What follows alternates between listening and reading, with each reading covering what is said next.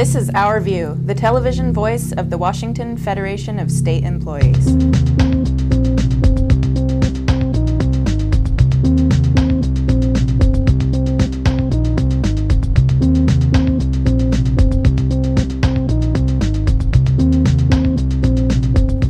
Why the vigorous attack on public employees?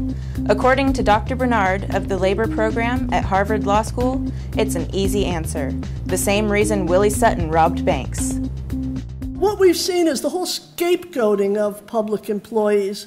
Going after my librarians again, here's Grover Norquist. Every person in every town in America will know the reason their library is being closed early is that public employees have defined benefit pensions. They've been a long time planning this attack on public employees. This is my other favorite Norquist quote. I simply want to reduce government to the size where I can drag it into the bathroom and drown it in a bathtub. You know, why go after public employees? Well, it reminds me of, there's a very famous bank robber, Willie Sutton. Willie Sutton was once asked, "Why do you rob banks?" And he responded, "Because that's where the money is."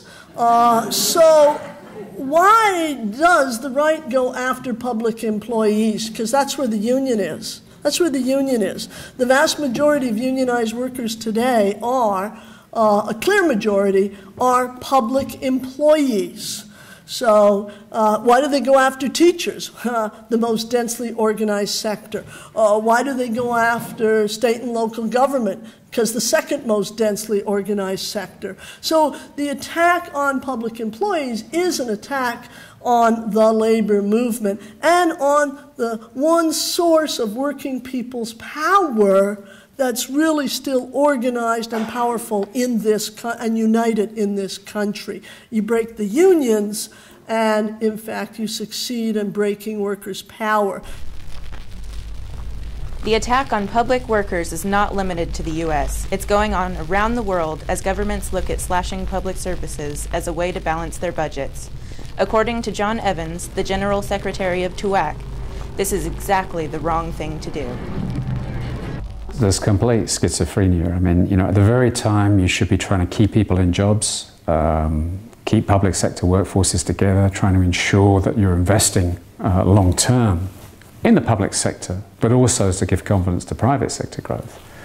Then the whole philosophy has become, over the last 18 months, let's just cut, let's reduce expenditure to put people out of jobs, which is generating a further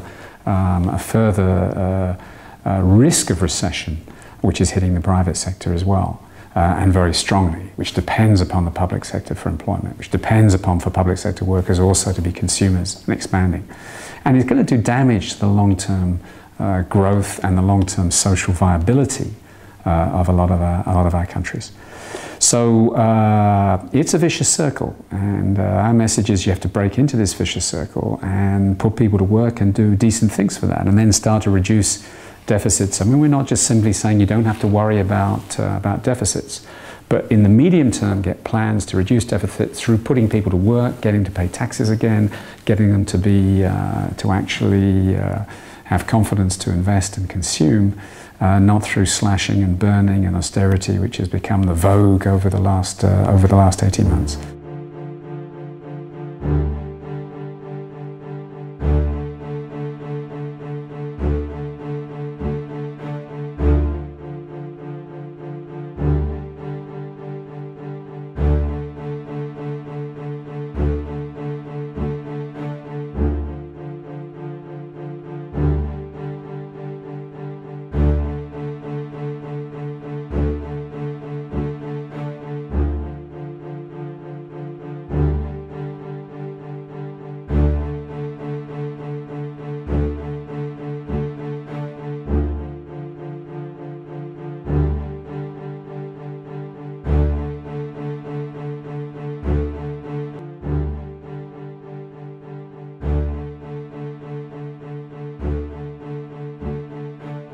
I'm Allie Van Nostrand, and I help students on college campuses receive the advising and resources they need to become effective leaders and organizers on campus, providing them skills and experiences that are directly transferable to today's job market. I'm here to demand that the governor end cuts to higher education. Tuition hikes all over the state are making it increasingly difficult for our students to afford college. More and more you see colleges recruiting out-of-state students and international students in order to generate more revenue, and I don't think that's fair to Washingtonians whose tax dollars support those institutions. I would like to suggest that we find other sources of revenue for balancing the budget, such as cutting billions of dollars in ridiculous tax breaks for the wealthy. Refusal to consider this as an option while trying to balance the budget on the backs of students and their families and higher education workers gives the lie to the fact that our lawmakers prioritize lifestyles of the wealthy over investing in our students' future. And that's not the Washington that I believe in. In the job that I do, I get the opportunity to connect people with cash, food, and medical every day. And the other day, I got a phone call from an elderly gentleman that the politicians forgot. He had nowhere to sleep, nothing to eat, nothing to wear. But because I was there and I was able to treat him as a person and not a number or a vote, he had somewhere to sleep, something to eat, and something to wear. I think we need to make a stand today and ask our politicians, no, demand that our politicians live by the same standards and make the same sacrifices they force our hardworking public servants of every day. I'm very, very aware of what we do to incentivize businesses to come to our state. However, those incentives should have a sunset clause. They should be finished at some point. We've got incentives that have been going on for 50 years. We need to review those and bring that revenue back into the state so that we can protect our citizens. The month of June marks the founding of the IWW. Here's the history with Ross Rieder.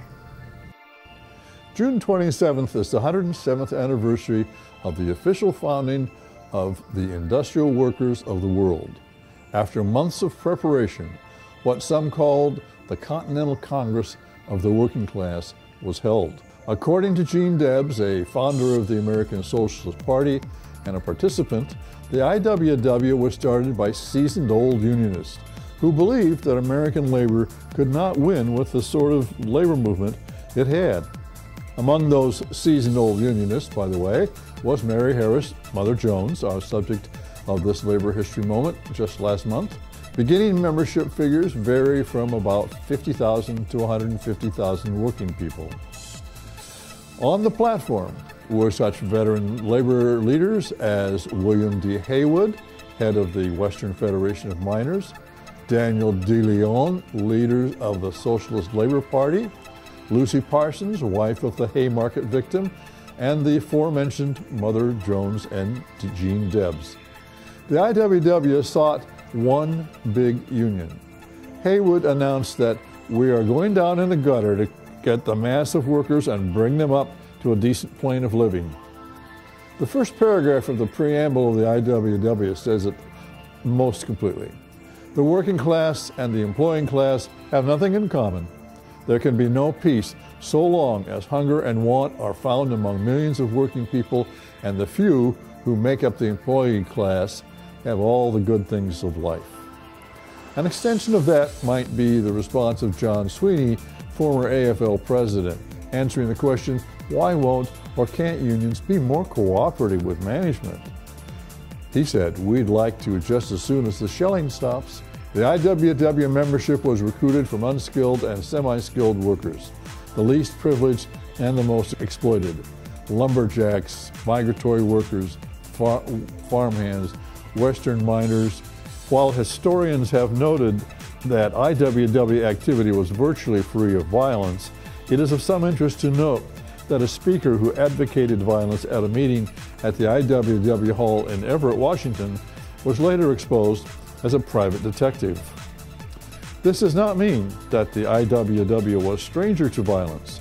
Its very existence engendered violence all the way from farmers to stevedore companies to lumber barons to mine owners to the National Attorney General to American Legionnaires celebrating the very first Armistice Day in 1919 in Centralia, Washington.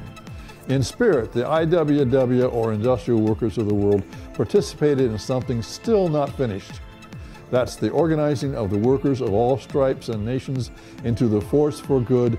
Many believe such an organization must be a major contributing force. This has been Our View, brought to you by the people who work for you, the proud members of the Washington Federation of State Employees. We remind you, when you accept a paycheck for your hard work, you don't give up your rights. Thank you for watching.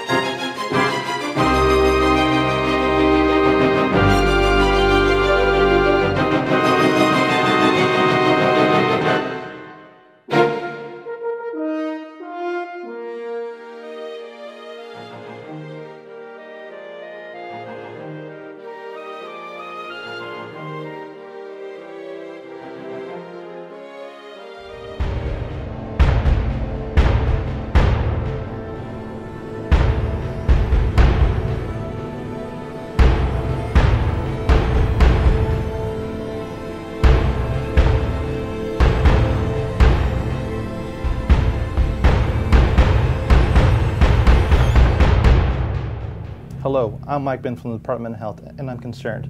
There's a dangerous disease that's made more than 1,000 people in our state sick already this year. It's pertussis, also called whooping cough. For babies, it can be deadly, and most babies catch it from people whose vaccinations have worn off. You can help. Make sure you and your family are up to date on vaccinations. Please do it. You can save a life. A message from Mike Ben, Department of Health, and proud member of the Washington Federation of State Employees.